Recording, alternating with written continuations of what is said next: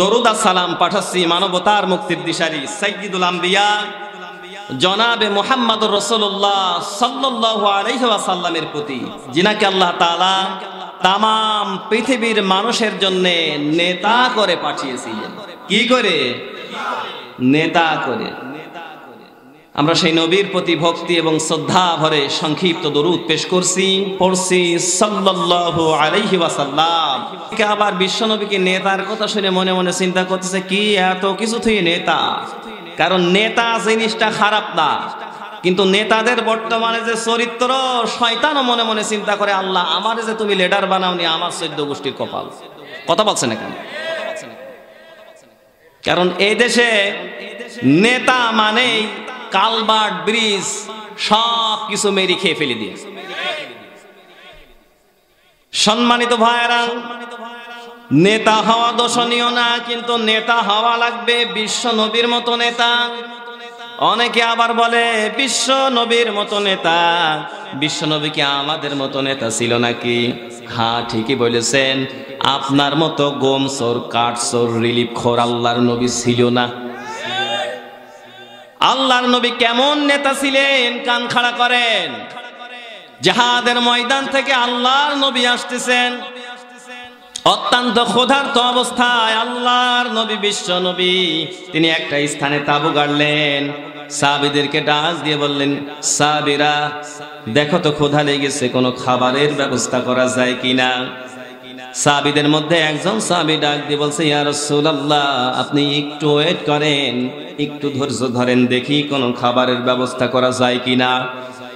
কিছু সময় পরে একটা বকরির ব্যবস্থা করা হলো। দুইজন সাহাবীর মধ্যে একজন সাহাবী ডাক দিয়ে বলছে, ইয়া রাসূলুল্লাহ, ইয়া হাবিবাল্লাহ, এগুলো সবাই করার, এটা পাকসাপ, এটা গোশত বানানো, এটা পিস পিস করার, এটার দায়িত্ব আমি নিয়ে নিলাম। আর একজন সাহাবী ডাক দিয়ে বলতেছে, ইয়া রাসূলুল্লাহ, এটা শুধু জবাই করে, এটা সিলে গোশত বানালেই হবে না, এটা পাকসাপ করা লাগবে, এটা রান্না বান্না করার দায়িত্বটা আমি নিয়ে নিলাম। আল্লাহর হাবিব ডাক দিয়ে বললেন, সাহাবীরা দেখো, তোমরা দুইজনে দুইটা দায়িত্ব নিয়ে নিয়েছ, কিন্তু শুধুমাত্র এগুলো পিস পিস করলেও হবে না, এগুলো রান্না করতে চাচ্ছ, এমনিতে রান্নাও করতে পারবে না, এগুলো রান্না করার জন্য কিছু খড়ি দরকার। এই খড়ি খোটার দায়িত্বটা তো কেউ নিল না, আমি বিশ্ব নবী খড়ি খোটার দায়িত্বটা আমার কাঁধে নিয়ে নিলাম। এই ছিল নেতা। এখন যদি বিশ্ব নবীর মতো প্রেসিডেন্ট ও দূরের কথা, এলাকার মেম্বারও কি খড়ি খুঁটিয়ে খেদমত করতে চাইবে? এই কথা বলছে না কেন? আমার ভাইরা, শেষ বয়সের দিকে আল্লাহর নবী, বিশ্ব নবী বাঁকায় বাঁকায় হাঁটতেন। হযরত আয়েশা সিদ্দিকা রাদিয়াল্লাহু তাআলা আল্লাহর নবীকে ডাক দিয়ে বলেন, ইয়া রাসূলুল্লাহ, আপনি বাঁকায় বাঁকায় হাঁটেন কেন? আল্লাহর হাবিব ডাক দিয়ে বলে, আয়েশা রে, ইসলামকে টিকিয়ে রাখার জন্য খন্দক যুদ্ধের সময় মদিনার 3 দিক খেজুর গাছ দ্বারা বেষ্টিত, একদিক খোলা, কাফেরদের মোকাবেলা করার মতো শক্তি ওই সময় অতটা অর্জন হয়নি, কারণ উহুদের যুদ্ধে পরাজিত হওয়ার কারণে অনেক সাহাবা শহীদ হয়ে গেছে। হযরত সালমান ফারসি রাদিয়াল্লাহু তাআলা আল্লাহর হাবিবকে যুক্তি দিলেন, পরামর্শ দিলেন পরীক্ষা খনন করার। আল্লাহর হাবিবের কাছে পরামর্শটা পছন্দনীয় হয়ে গেল। আয়েশাকে ডাক দিয়ে বলে, আয়েশা রে, ওই দিন সালমান ফারসির পরামর্শে আমি নিজে মাটির ঝুড়ি টেনেছিলাম, কোদাল দিয়ে মাটি কেটেছিলাম। ওই সময় যে মাটি কেটেছিলাম, মাটির ঝুড়ি টেনেছিলাম, এই জন্য আমার কোমরের মধ্যে ব্যথা হয়েছিল, আজ পর্যন্ত ব্যথা যায়নি, এই জন্য আমি বাঁকায় বাঁকায় হাঁটি। সুবহানাল্লাহ পড়তে পারেন না? আজ আল্লাহর নবীর মতো মদিনার প্রেসিডেন্ট তো দূরের কথা, এদেশের ফেল করা মেম্বারকেও আপনি এরকম কাজে পাবেন না। কারণ এই দেশে অবস্থা এমন, মেম্বারে দাঁড়িয়ে যদি ফেলও করে, তাও চেয়ারম্যানের উপর দিয়ে ঝুল দেয়। আমার মনে হয় ও যদি আর একবার ফেল করে, তাইলে এমপির উপর ঝুল মারবে। কথা বলছেন না?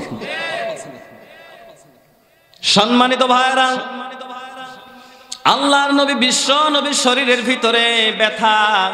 সাহাবায়ে কেরাম ডাক দিয়ে বলছে, ইয়া রাসূলুল্লাহ, আপনি কি করতেছেন? আপনাকে এত কষ্ট করা লাগবে না, আপনি শুধু ডিরেকশন দেন কিভাবে আমরা কাজটা করব, শুধু এতটুকু পর্যবেক্ষণ করেন, কাজ করে দেব আমরা। আপনাকে মাটি কাটা লাগবে না, মাটির ছুরিও আপনার টানা লাগবে না।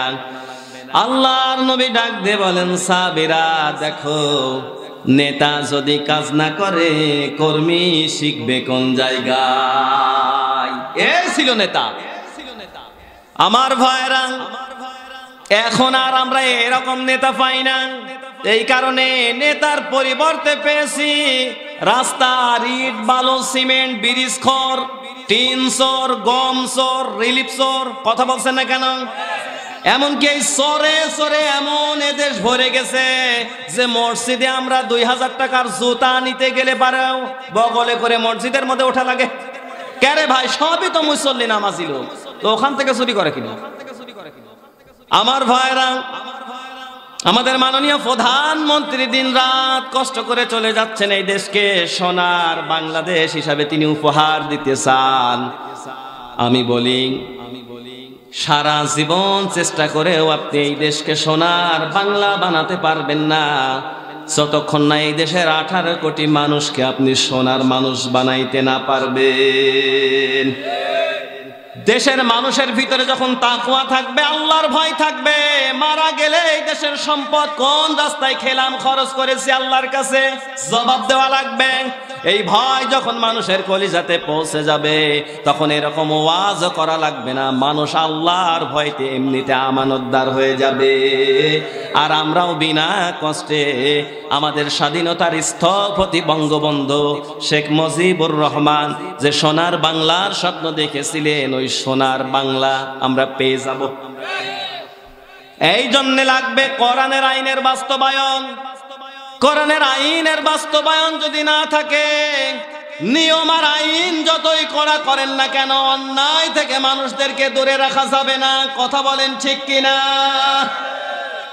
কিন্তু আজও পৃথিবীতে অনেক মানুষ আছে নিজেকে মুমিন বলে দাবি করে, মুসলিম বলে দাবি করে, কিন্তু আল্লাহর আইন অনুযায়ী দেশ চলুক, রাষ্ট্র চলুক, এইটা চাই না। আছে না নেই? মসজিদে আল্লাহু আকবার বলে নামাজ আদায় করে, কিন্তু বাইরে গেলে আল্লাহু আকবারের স্লোগান সহ্য করতে পারে না।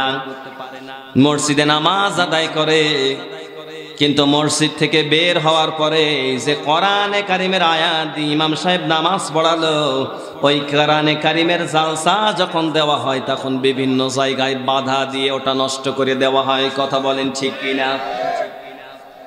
আমার ভাইরা, এই কারণে কোরআনে কারিমের বিদ্রোহী হওয়া যাবে না।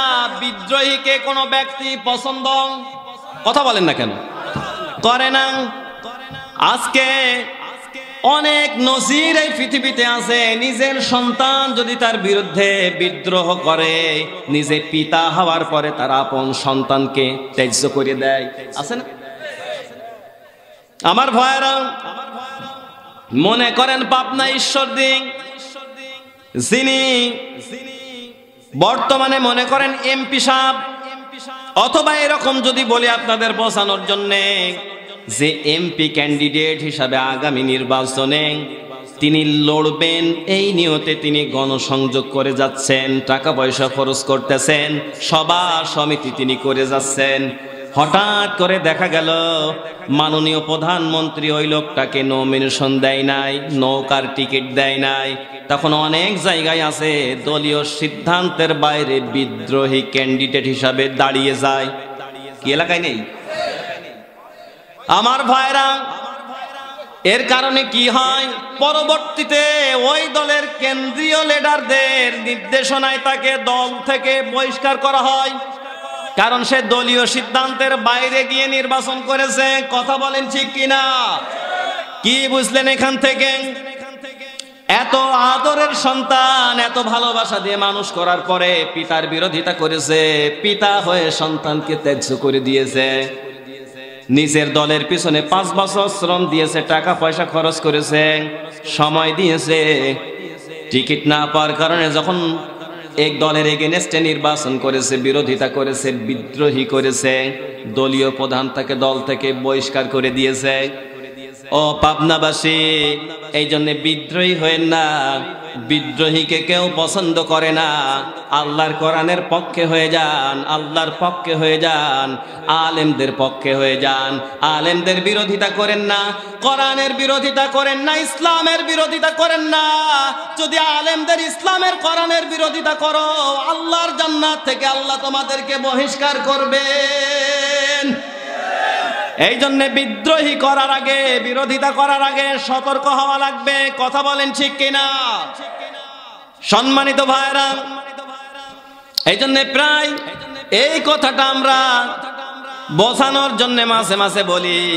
আমরা একই বিশ্ববিদ্যালয়ের একই সেশনের ছাত্র ছিলাম। মুফতি আমির হামজা আমার কুষ্টিয়ার ভাই, চেনেন না আপনারা? একসঙ্গে একই সেশনে বিশ্ববিদ্যালয়তে পড়াশোনা করেছি। সে মাঝে মাঝে একটা কথা বলে, গল্প করে।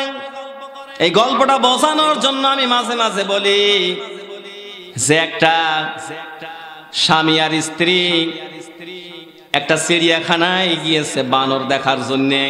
কি দেখার জন্য? বানর দেখতে যায়। অনেকে বানরের কাছে কলা দেয়, কত কিছু খেতে দেয়। ওনারা একটা আম দিয়েছে। কি দিয়েছে? আম দেওয়ার পরে বানর ওইটা নিয়ে মুখে না দিয়ে বানর দিয়েছে পিছনে, পিছন দিকে দিয়েছে। যখন এরা ডাক দিয়ে বলতেছে, আপনারে বানর তো বেয়াদব, বানরকে দিয়েছি আমরা এই আমটা খাবার জন্যে, ও মুখে না দিও পিছন দিকে দেয়। ঘটনা কি? সঙ্গে সঙ্গে ওখানকার দায়িত্বশীল ডাক দিয়ে বলে, ভাই আপনারা মন খারাপ করবেন না, রাগ করবেন না, এর পিছনে রহস্য আছে।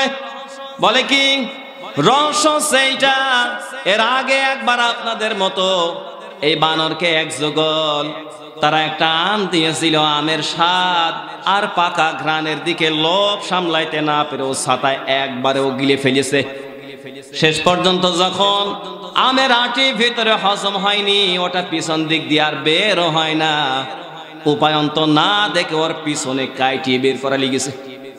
এই কারণে এখন থেকে ওর হাতে যে যা দেয় মুখে না দিয়ে আগে পিছনে দিয়ে দেখে মাপ ঠিক আছে কিনা, বেরোবে কিনা। আমার ভাইরা, আজ যারা ক্ষমতার চেয়ার পেয়ে ইসলাম বিরোধী, কোরআন বিরোধী আলেমদের বিরুদ্ধে লেগেছো, সাবধান আর সতর্ক হওয়া লাগবে, আর চিন্তা করা লাগবে বাতাস ঘুরলে আঠি আবার বেরোবে কিনা। আমার ভাইরা, আমার আল্লাহ কিন্তু ছাড় দেন, কিন্তু ছেড়ে দেন না।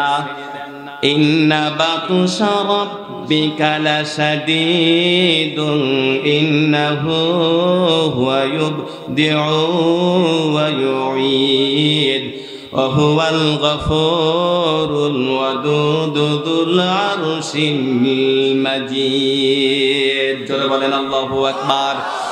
আল্লাহ পাক বলেন, পৃথিবীর মানুষেরা, আমি আল্লাহ তোমাদের মতো অধৈর্য না, আমি মানুষদেরকে ছাড়িয়ে দিই।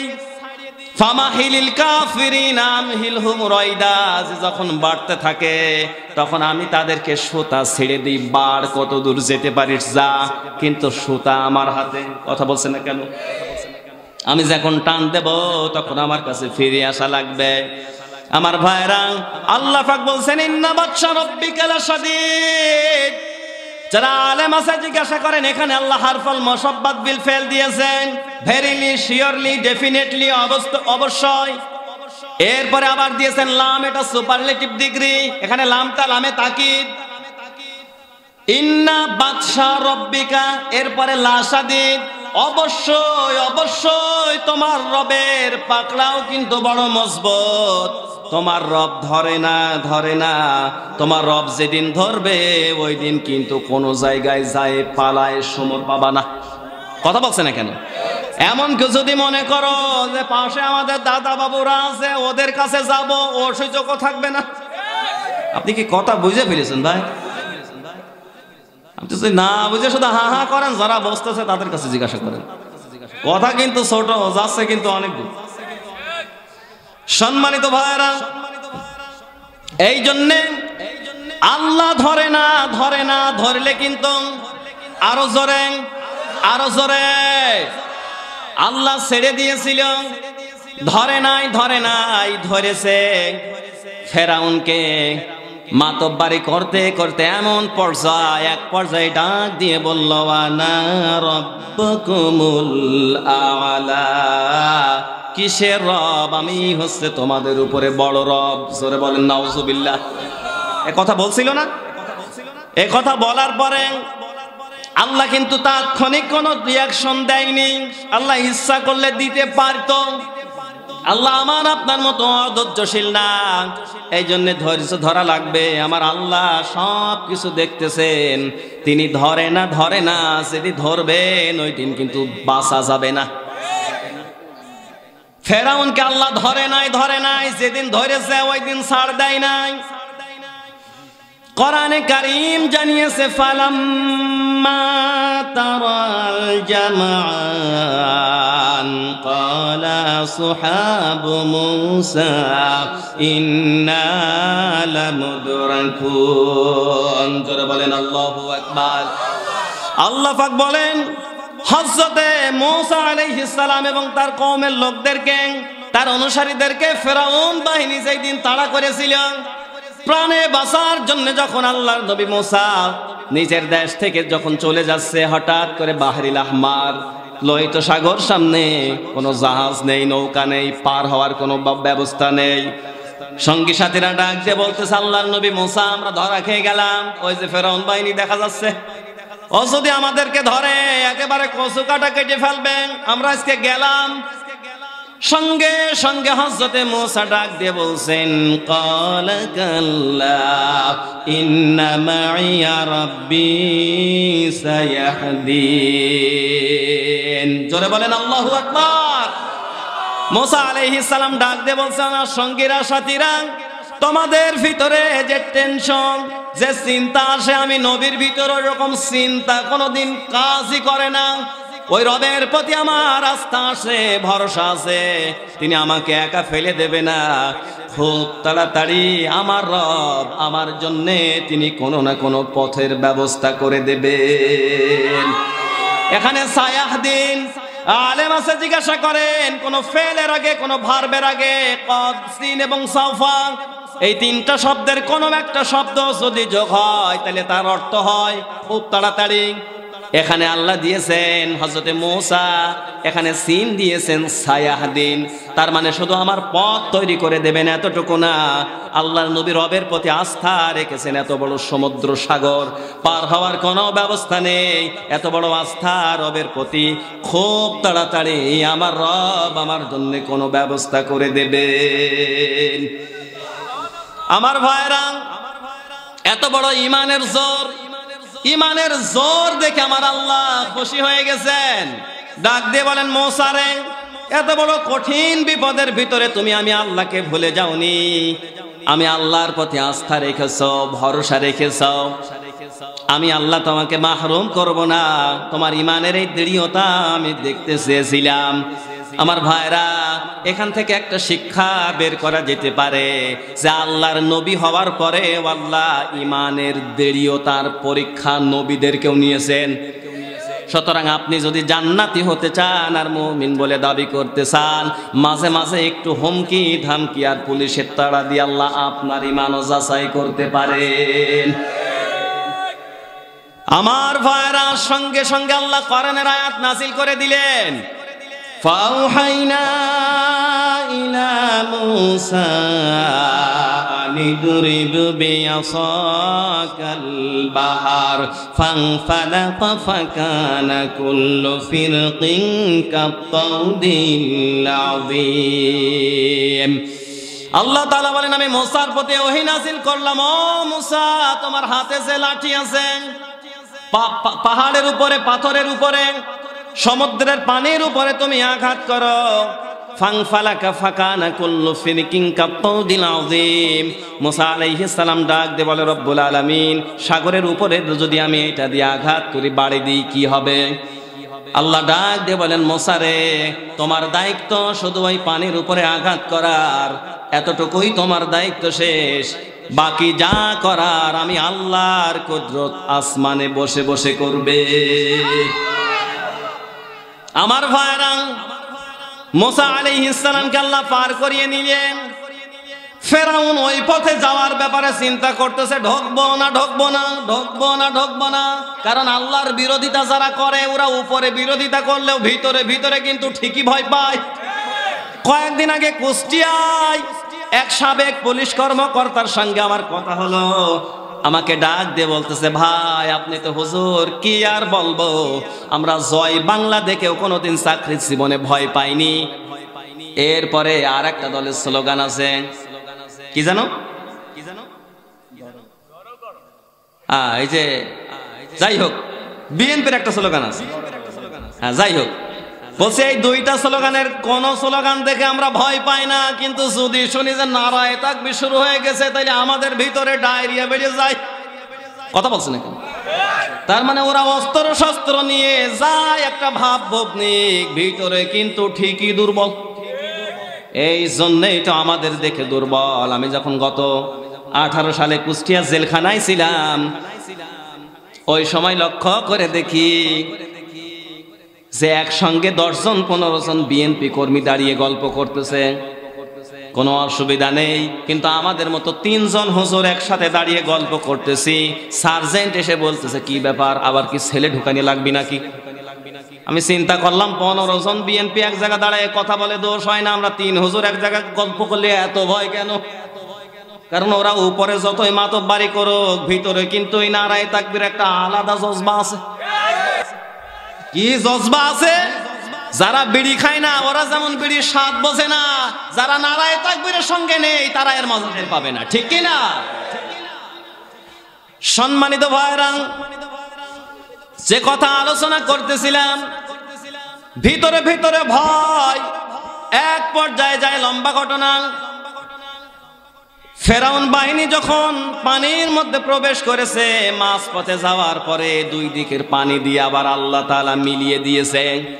পানির মধ্যে যখন সুবানি খায়, ওই সময় ডাক দিয়ে বলেছিল, কোরআনে কারীম জানিয়েছে, ওয়াজাওয়াসনা বিবানি ইসরাঈলাল বাহরা ফাতবা'আহুম ফিরআউন ওয়া জুনুদুহু বাগয়ান ওয়া আদওয়া হাত্তা ইযা আদরাকাহুল গরক ক্বালা আমানতু আন্নাহু লা ইলাহা ইল্লাল্লাযী আমানাতু বিহি বানু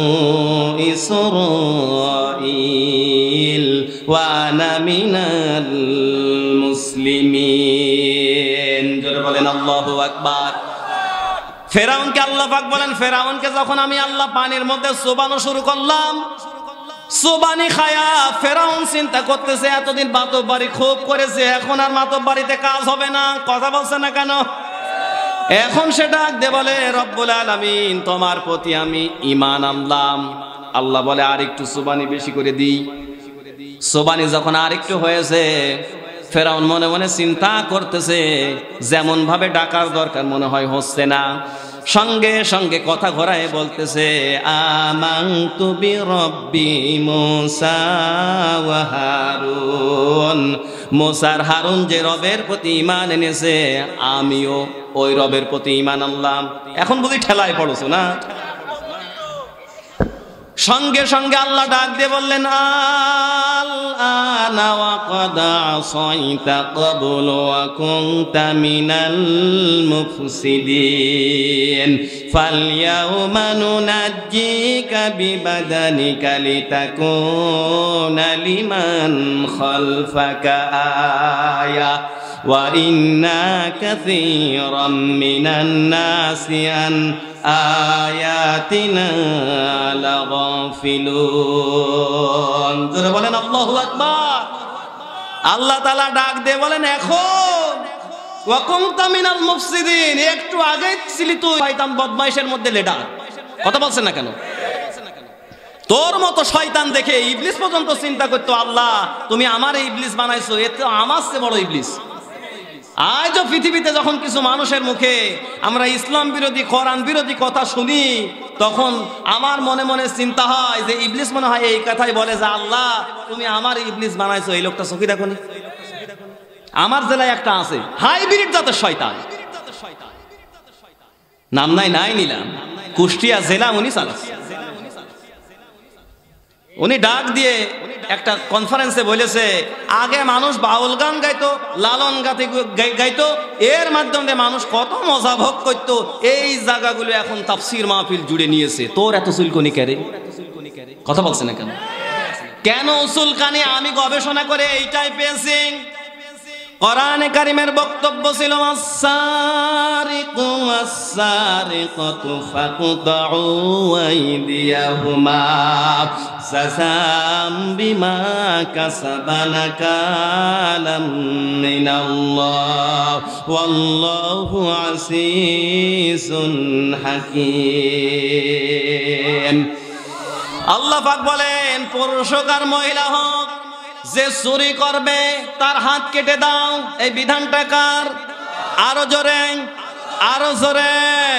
আমার ভাইয়ের, আল্লাহর বিধান, চুরি করলে হাত কেটে দাও। এই বিধান যদি বাস্তবায়ন হয়, তাইলে তো আমাদের জুতো বগলে করে মসজিদে ওঠা লাগতো না, সব কিছুর নিরাপত্তা থাকতো। তাইলে আমাদের নেতারা এটার বিরোধিতা করে কেন? একটাই কারণ আমি গবেষণা করে পেয়েছি, কারণ তারা জানে এই আয়াত যদি কায়েম হয় তাহলে এই দেশে আগে হাত আমার কাটা পড়বে। কারণ এই দেশের জনগণের টাকা লুট করে ব্যাংক ব্যালেন্স দিয়া সুইজারল্যান্ডে পাঠিয়েছে, এত টাকা গাড়ি বাড়ি করেছে, তো হিসাব দিতে পারবো না। চুরির কারণে হাত আগে আমার কাটা পড়বে, এই কারণে চাই না কোরআনের আইন বাস্তবায়ন হোক, অন্য কোনো কারণ নেই, এইটাই কারণ। রাগ করতেছেন? কষ্ট পাচ্ছেন? সম্মানিত ভাইরা, এই জন্য আল্লাহ রাব্বুল আলামিন ধরে না, ধরলে ছাড়ে না। ধরেছিল ফেরাউনকে, যেদিন ধরার সেদিন কিন্তু ঠিকই ধরেছে। আল্লাহ বলছেন, আজকে তোরে জম্মের চোবানি চোবাবো, আর মানুষের শিক্ষার জন্য মিশরের জাদুঘরে তোরে সুটকি বানা রাখবো, যাতে তোর পরবর্তীতে যারা ক্ষমতার অপব্যবহার করে, ক্ষমতার দাপটে নিজেকে যেন রবের মতো চিন্তা না করে, মানুষের প্রতি অন্যায় না করে, অবিচার না করে, তারা যেন তোর দেখে শিক্ষা নেয় যে ক্ষমতার অপব্যবহার করলে আমি আল্লাহ কি করতে পারি। কথা বলছে না কেন? এই জন্য আজ পৃথিবীতে যারা ক্ষমতা পেয়েছো, এটা তোমার নিয়ামত, এটা ইসলামের পক্ষে, কোরআনের পক্ষে লাগাও। এই ক্ষমতা, এই মসনদ তোমার আল্লাহর জান্নাতে যাওয়ার ওসিলা হতে পারে। আর যদি তুমি এই পাওয়ার, এই ক্ষমতা ইসলাম কোরআনের বিরুদ্ধে লাগাও, তাইলে ফেরাউনকে যে আল্লাহ পানির মধ্যে চোবানি দিয়েছিল, ওই আল্লাহ কিন্তু এখনো আছে। আমার ভাইরা, নমরুদ, ওর পাওয়ার কি কম ছিল? কথা বললেন না কেন? আপনারা যদি কথা না বলেন আমি দোয়া করে দেব।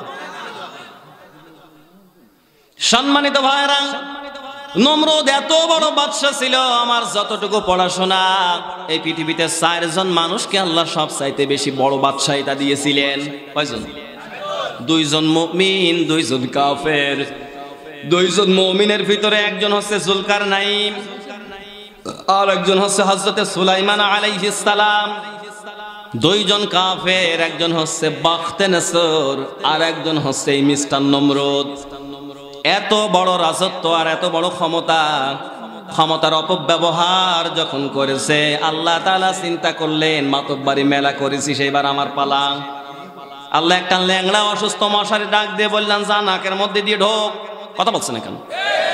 নাকের ভিতর দিয়ে যখন মগজে ঢুকে টুকটুক করে কামড় দেয়, অশান্তি সহ্য করতে না পেরে ডাক দিয়ে বলে যে আমার মাথার উপরে জুতা দিয়ে বাড়ি দে।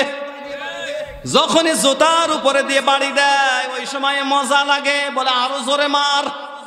মাথা যদি ফেটে যায়, যাক, মারতেই থাক জুতোর বাড়ি। কিছু সময় পরে যে জুতো মারতেছে, জুতো মারতে মারতে ও ছাতা হাত দিকে গেছে। ডাক দিয়ে বলছে, জাহাপানা, আপনারা জুতো মারতে মারতে আমি ক্লান্ত হয়ে গেছি, আর কাজ করে না হাতে। বলে বেতন কত দিই? কই 20,000। আগামী মাসের থেকে 50,000 যা বেতন বাড়িয়ে দিলাম, জুতো মার। আল্লাহ যদি জুতোর বাড়ি কপালে রাখে, টাকা দিয়ে বেতন দিয়ে কিনেও জুতোর বাড়ি খাওয়াতে পারে। আমার ভাইরা, নমরুদকে আল্লাহ টাকা দিয়ে কিনায় জুতোর বাড়ি খাইয়েছিল, সেই আল্লাহ এখন আছে না নেই? থাকলেও মনে হয় আগের মতো অত চোখি টকি দেখে না। ইসলামের পক্ষে, কোরআনের পক্ষে এইরকম লোক প্রত্যেক জেলায় অন্ততপক্ষে 2-1টা দরকার। আমি শুরুতেই বলেছি, টাকা থাকলেই হয় না, আল্লাহ রাস্তায় দান করার মতো মনও লাগে। আল্লাহ আমার ভাইকে হায়াতের সম্মানে তার রিজিকে যেন আরো বারাকা দান করে, পড়েন আমিন। সম্মানিত ভাইরা, আমি কোরআনে কারিম থেকে একটা আয়াত তিলাওয়াত করেছিলাম। আসুন আমরা সেই আয়াতের আলোকে কিছু কথা শুনি, নাকি? জবান খুলে কোরআনের সোনালী আয়াত তিলাওয়াত করেন। আউযু বিল্লাহি মিনাশ বিসমিল্লাহির রহমানির রহিম।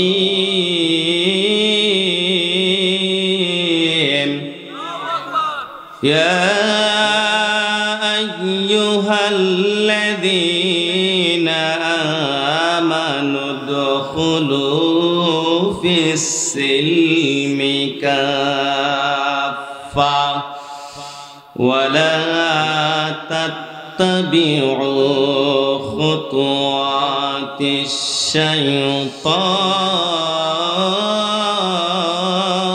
الشيطان إنه لكم عدو مبين।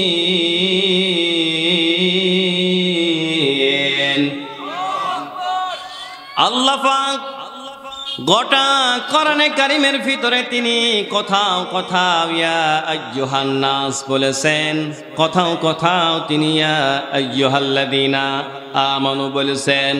কান খাড়া করেন, আমরা কিন্তু মূল তাফসিরে ঢুকে পড়েছি। আল্লাহ পাক বলেন, ইয়া আইয়ুহান নাস, ওহে পৃথিবীতে যারা মানুষ দাবি করো। এখানে মানুষ বলতে কিন্তু ধর্ম বর্ণ নির্বিশেষে আল্লাহ সকলকে ডাক দিয়েছেন। কারণ এদেশে মুসলিম হোক, হিন্দু হোক, খ্রিস্টান হোক, বৌদ্ধ হোক আর আওয়ামী লীগ হোক, সবই মানুষ। কথা বলছেন এখন, যে যে দলই করুক আর যে যে ধর্মেরই হোক, সবাই মানুষ। কিন্তু সকলে কিন্তু ইমানদার না। কি?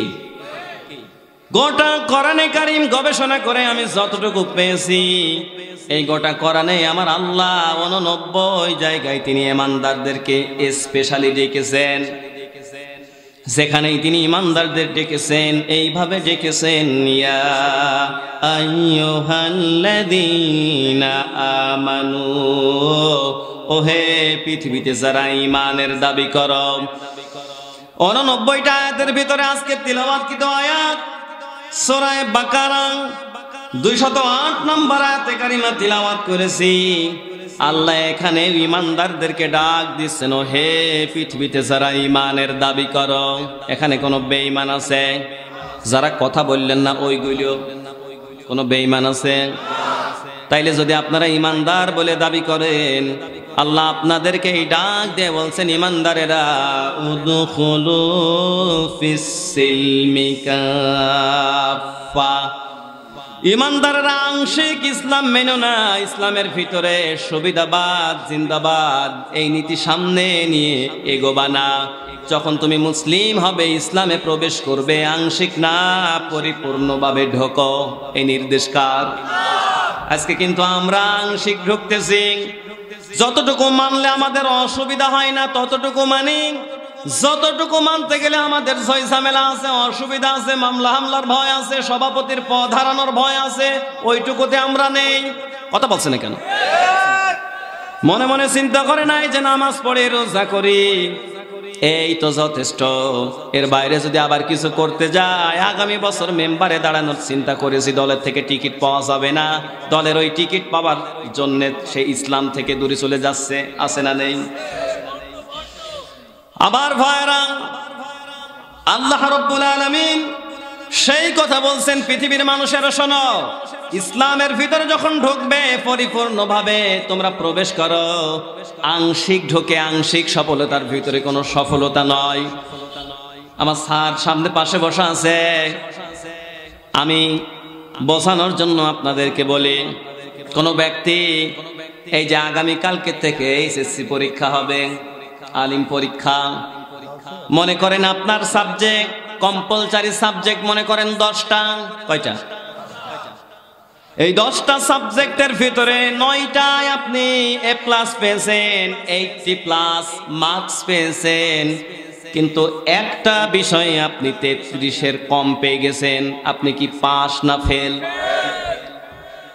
ভালোই তো বুঝেন আপনারা।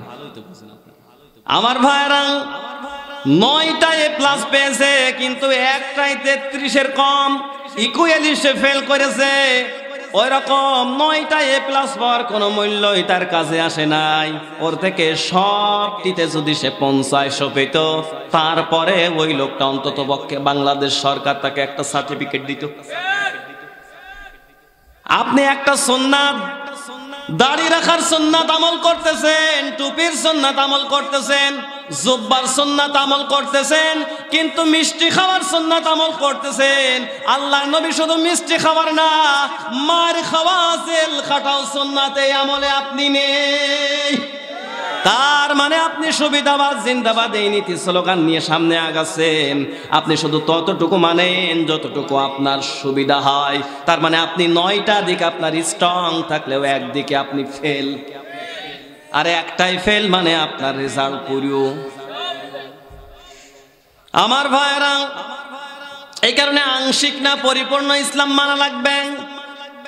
কোরআনে কারীম জানিয়েছে, আফাতুমিনুনা বিবাদিল কিতাবি ওয়া তাকফুরুনা বিবাদ ফামা জাযাউ মান ইয়াফআল যালিকা মিনকুম ইল্লা খিজুন ফিল হায়াতিদ দুনিয়া ওয়া ইয়াউমাল কিয়ামাতি ইয়ারুদ্দুনা ইলা শাদ্দিল العذاب وما الله بغافل عما تعملون। জোরে বলেন আল্লাহু আকবার।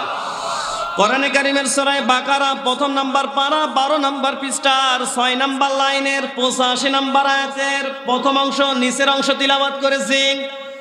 তাফসীর ইবনে কাসির থেকে বলছি, তাফসীরে ফি জিলালিল কোরআনে আছে, আল্লামা সাইয়্যিদ কুতুব রাহমাতুল্লাহ আলাইহি জেলখানায় বসে বসে তিনি লেখেন আল্লাহ পাকের ঘোষণা। আল্লাহ পাক বলেন, পৃথিবীর মানুষেরা, আফাতুমিনুনা বিবাদিল কিতাবি ওয়া তাকফুরুনা বিবাদ, আমার কোরআনের কিছু অংশ মানবার কিছু অংশ মানবা না, এইটা হবে না। বক্তব্য কার? আমরা কিছু মানি কিছু মানি না।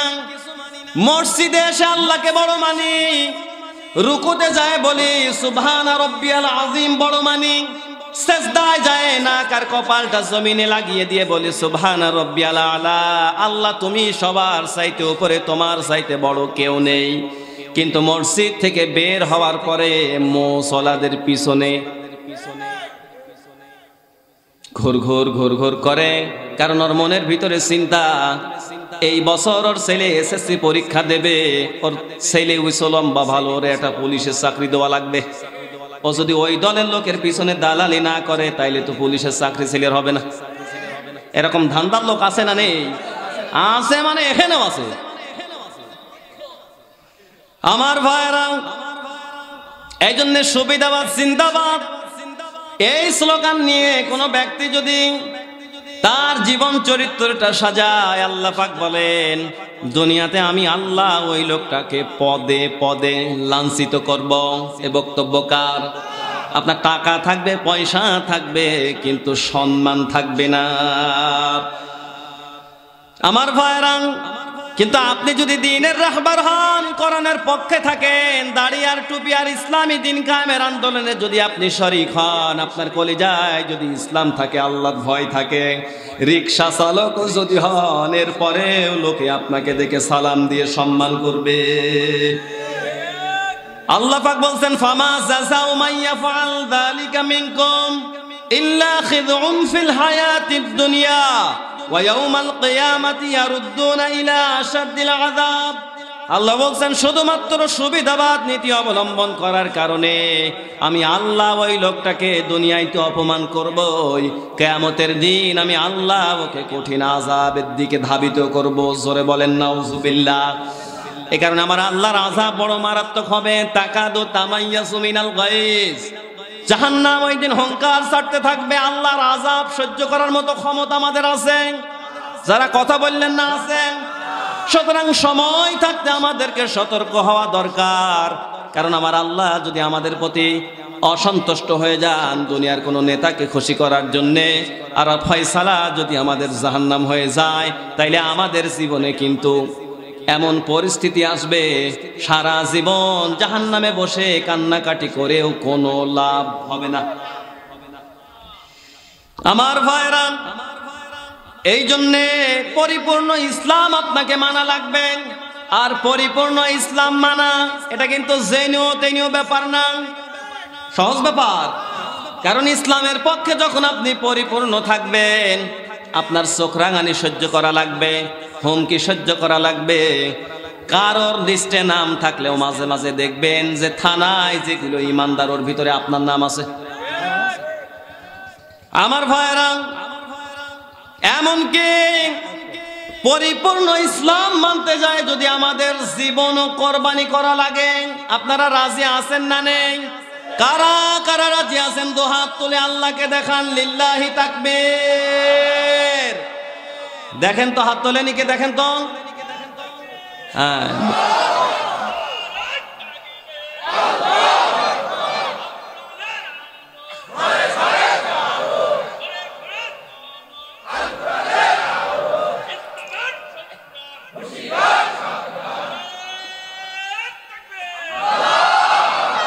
আলহামদুলিল্লাহ। প্রথমে আলোচনা করেছিলাম, আলোচনা যখন হবে সেখানে 3 শ্রেণীর লোক থাকবে। কয় শ্রেণীর? 1 হচ্ছে ইমানদার, 2 হচ্ছে মুনাফিক, 3 নম্বরে কাফের। আমি কিন্তু 3-4টে দেখে ফেলেছি। আমি কিন্তু 3-4টা দেখেছি। এরা হাতও তোলে নাই, মাথাও নাড়া নাই। তার মানে হুজুর যাই বলেন বলেন, ও আল্লাহর জন্য জানমান দোয়া আমার সম্ভব না। কারণ আমরা হচ্ছে জাননি। কথা বলছেন এখন? তুমি মরিয়ে দেখো, তোমার চাইতে মাতব্বারি ফেরাউন নমরুদের কম ছিল না। ফেরাউনের মতো বেয়াদবরে টাইট করার জন্য আল্লাহর একটা ন্যাংড়া মশা যথেষ্ট ছিল। তুমি তো কোন জায়গা সলিমুদ। সম্মানিত ভাইরা, এই জন্য জীবন চলে যায় যাক, আমরা আমাদের আল্লাহর জন্য আল্লাহর দ্বীনের পথে থাকতে চাই, লড়তে চাই। কারণ আল্লাহর দ্বীনের জন্য যদি আমাদের জীবন দেওয়া লাগবে, যদি লাগে, ওইটা আমার আপনার জন্য বড় পাওয়ার। পাশে আমার মুরব্বী বসা, উনি যদি নামাজ পড়ে, রোজা করে, হজ করে, আর উনি যদি মারা যায় জান্নাত পাবে, কবরে থাকবে, ঘুমিয়ে থাকবে, এই পর্যন্তই শেষ। কিন্তু আল্লাহর দ্বীনের জন্য যারা জেল খাটবে, জরিমানা দেবে, ফাঁসির দড়ি গলায় পড়বে, আর যারা রাজপথে নিজের বুকে তাজা রক্ত বিলিয়ে দেবে, এই সমস্ত শহীদরা এরা মারা যাবে, কবরে থাকবে, কিন্তু কবরে শুইয়ে শুইয়ে আমার আল্লাহ জান্নাতের খাবার খাওয়ায়। কোরআনে কারীম জানিয়েছে, ওয়ালা তাহসাবান্নাল্লাযীনা কুতিলু ফি সাবিলিল্লাহি আমওয়াতা বাল আহইয়াউন ইনদা রাব্বিহিম ইউরযাকুন। বলেন আল্লাহু আকবার।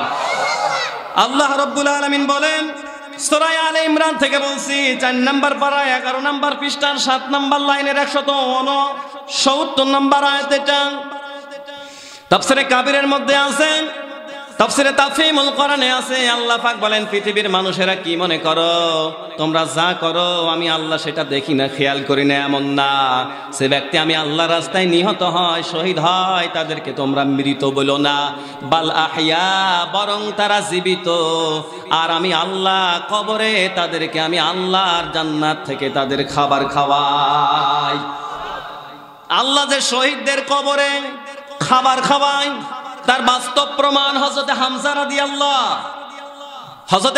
রাদিয়াল্লাহু তাআলা যুবক মানুষ বদরের যুদ্ধে যখন তিনি শহীদ হয়ে গেলেন, ওই সময় যে সমস্ত সাহাবীরা তার সঙ্গে যুদ্ধ করেছিল সেই সমস্ত সাহাবীদের বয়স এখন 60, 65, 70 বছর। হঠাৎ করে একদিন মক্কায় ঢল হলো, বৃষ্টি হলো। লক্ষ্য করা গেল ঢলের পানির সঙ্গে কেন যেন লাল লাল রক্তের মতো কি যেন ভেসে আছে। তারা এটা অনুসন্ধান করো, সামনে আগিয়ে যে দেখে হযরত হামজা রাদিয়াল্লাহু তাআলা আনহুর কবর বৃষ্টির কারণে একটা অংশ ভেঙে গিয়েছে। এই লোকগুলো লক্ষ্য করে দেখে হযরত হামজা রাদিয়াল্লাহু লাশ পড়ে আছে, মনে হচ্ছে এই মাত্র দাফন করা হলো। তারা লক্ষ্য করে দেখে বদরের যুদ্ধে দিন কায়েমের জন্য, আল্লাহর দ্বীনের জন্য জীবন কোরবানি করেছেন কাফেররা। হামজা রাদিয়াল্লাহু শরীরের যেই জায়গাগুলো আঘাত করেছে ওই ক্ষত জায়গা থেকে রক্ত এখনো বের হয়। আমার ভাইরা, কত ত্যাগ স্বীকার করেছেন সাহাবায়ে কেরাম। উহুদের যুদ্ধে আল্লাহর নবী যখন আক্রান্ত হয়ে গেলেন, হযরতে তালহা রাদিয়াল্লাহু তাআলা আনহু বুকটা পেতে দিলেন, যা তীর লাগে আমার গায়ে লাগুক। এখন এই তীর আমাদের দেশের এই তীর ধনুক ছেলে পেলে খেলা করে এমন না, বর্তমানের হিসাবে বলতে হবে 47। 1 নয় 2 নয়, অন্তত পক্ষে 80টা তীর আল্লাহর নবীর সাহাবী হযরতে তালহা নিজের বুক পেতে দিয়ে আল্লাহর নবীকে প্রোটেক্ট করলেন। আল্লাহর নবী মাথা উঁচু করে দেখতে গেলেন পরিস্থিতি কেমন। সাহাবী ডাক দিয়ে বলেন, ইয়া রাসূলুল্লাহ, মাথাটা উঁচু করবেন না, আপনার গায়ে লেগে যেতে পারে। 1টা 2টা না, 80টা তীর আমি তালহার গায়ে লেগেছে। আমার জীবন চলে যায় যাক, হে নবী, আমার কোনো দুঃখ নেই। আমার সবচাইতে বড় পাওয়া এটাই হবে, আমার জীবনের বিনিময় হলেও আমার আল্লাহর নবী দুনিয়াতে জীবিত থাকবে। কত দাম দিয়ে তারা ইসলাম কিনেছে একটু চিন্তা করেন। আর আমরা কিনেছি শুধু আগা কেটেই মুসলমান। কথা বলছেন না? শুধু আগা কেটে যদি মুসলমান হওয়া যেত তাহলে ছাগল সব চাইতে বড় মুসলমান। ছাগলের কাটা আছে না? শুধু কাটিয়ে বসে আছে, নামাজ নেই, রোজা নেই, দিন কায়েমের আন্দোলন নেই, কোনো কিছু নেই। আরো রাজপথে স্লোগান দেয়, হুজুরের চামড়া তুলে নেব আমরা। এলাকায় আছে নাকি? তুই মর, তোর চামড়া যেটুক কাটিছিস, যেটুক বাকি আছে ওটুক ফেরেশতা তুলবে। সম্মানিত ভাইরা, এই জন্য আংশিক না, সাহাবীদের মতো পরিপূর্ণ ইসলাম মানা লাগবে। আংশিক ইসলাম মেনেছিল আব্দুল্লাহ ইবনে উবাই। কে? আব্দুল্লাহ বিন উবাই। এই লোকটা ছিল মুনাফিকদের লিডার, মুনাফিকদের সর্দার। আমার ভাইরা, এই লোকটা যখন মারা যাচ্ছিল, আল্লাহর নবী বিশ্ব নবী সাহাবীদেরকে নিয়ে 22 জন অন্তত পক্ষে সাহাবী নিয়ে তিনি মসজিদে নববীতে বসা। কয়জন? আরো আসতে বলেন। 22 জন সাহাবী নিয়ে বসা। এমন সময় একজন বালক এসে, যুবক এসে বলতেছে, ইয়া রাসূলুল্লাহ, আপনার একজন সাহাবী, আমার পিতা মারা গিয়েছেন। আল্লাহর নবী ডাক দিয়ে বললেন, যুবক, কে তোমার পিতা? তিনি ডাক দিয়ে বলে, ইয়া রাসূলুল্লাহ, আপনার সাহাবী আমার আব্বা মারা গিয়েছেন। আমার আব্বার নাম হচ্ছে আব্দুল্লাহ বিন উবাই, মুনাফিক সাহাবী। আব্দুল্লাহ বিন উবাই মারা গিয়েছেন। আল্লাহর নবী একটু দুঃখ প্রকাশ করলেন, সমবেদনা জানালেন। ডাক দিয়ে বললেন, ইয়া রাসূলুল্লাহ, তিনি মারা যাওয়ার পরে আপনার কাছে 2টা ওসিয়ত করেছেন। কয়টা? 1 নম্বরে আপনার গায়ের জামা দিয়ে যেন তাকে কাফন করা হয়। 2 নম্বরে যেন আপনি তার নামাজের ইমামতি করেন। কথা শুনতেছেন?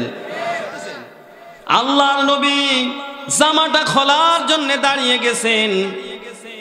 আল্লাহর নবীর পাশে 21 জন সাহাবী দাঁড়িয়ে গেছেন, শুধু বসে আছে ওমর। আল্লাহর নবী সাহাবী হযরতে ওমর রাদিয়াল্লাহু, তিনি বসে বসে দেখতেছেন নবী শুধু জামাটা খুলবে। এমন সময় তিনি পিছনের থেকে জামা টেনে ধরেছেন। হে রাসূল, কার জন্য জামা খোলেন? আপনার কি মনে নেই সেই উহুদের ময়দানের কথা? আপনার পিছন থেকে ধোঁকা দিয়ে 300 সাহাবীকে ভাগিয়ে নিয়েছিল। আপনি ওই দিন শিশু বাচ্চার মতো ফুপিয়ে ফুপিয়ে কেঁদেছিলেন। কার জানাজায় আপনি যেতে চান? কার জন্য আপনি জামা খোলেন? নবী, আল্লাহ নবী ডাক দিয়ে বলেন, ওমর রে, আমার আল্লাহ তো আমাকে এখনো নিষেধ করে নাই। আল্লাহ নবী ডাক দিয়ে বললেন, ওমর রে, তুমি ছেড়ে দাও, জামাটা আমি দিই। কারণ বদরের যুদ্ধে কিছু সাহাবী কাফেরদের কাছে অ্যারেস্ট হয়েছিল। কাফেরদের বন্দিশালায় যারা অ্যারেস্ট হয়েছিল তার মধ্যে আমার চাচা হযরত আব্বাস রাদিয়াল্লাহু তাআলা আনহু ছিলেন। আব্দুল্লাহ বিন উবাই তার সঙ্গে ছিল। ওই দিনে আব্দুল্লাহ বিন উবাই আমার চাচা আব্বাসকে একটা জামা দিয়ে সহযোগিতা করেছিলেন। আজকে আমার নিজের জামা খুলে আমি ওই ঋণ শোধ করে দিলাম, যাতে কিয়ামতের দিন ওই লোকটা আমার কাছে কোনো দাবি না করতে পারে। জামাটা দিয়ে দিয়ে সন্তানকে ডাক দিয়ে বলতেছে, তুমি যাও, গোসল করো, কাফন করো, আমি তার জানাজা পড়ব। সাহাবা একরামদের নিয়ে আল্লাহর নবী সেখানে গেলেন। লাশ উপস্থিত। আল্লাহু আকবার বলে জানাজায় দাঁড়াবেন। হঠাৎ করে দেখেন জিব্রাইল পাশে দাঁড়িয়ে কোরআনে কারিমের আয়াত নাযিল করতেছেন, ওয়ালা তুসাল্লি আলা আহাদিম মিনহুম মাতা আবাদা ওয়ালা তাকুম আলা কবরিহি ইন্নাহুম কাফারু বিল্লাহি ওয়া রাসূলিহি ওয়া মাতু ওয়া হুম ফাসিকুন।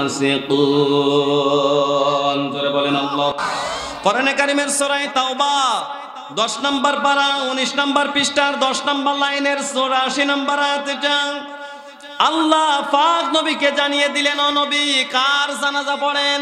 ওয়ালা তুসাল্লি আলা আহাদিম মিনহুম মাতা আবাদা ওয়ালা তাকুম আলা কবরিহি। ওর জানাজা তো দূরের কথা, নবী ওর লাশের পাশে দাঁড়ানো তো দূরের কথা, ওই লোকটা মারা গিয়েছে, ওর কবরের কাছেও আপনি দাঁড়াবেন না। নির্দেশ কার? অথচ ইসলাম বিরোধী যে কর্মকাণ্ড করে আর সমাজে লক্ষ্য করে দেখবেন ওই লোকের জানাজায় লোক হয় বেশি।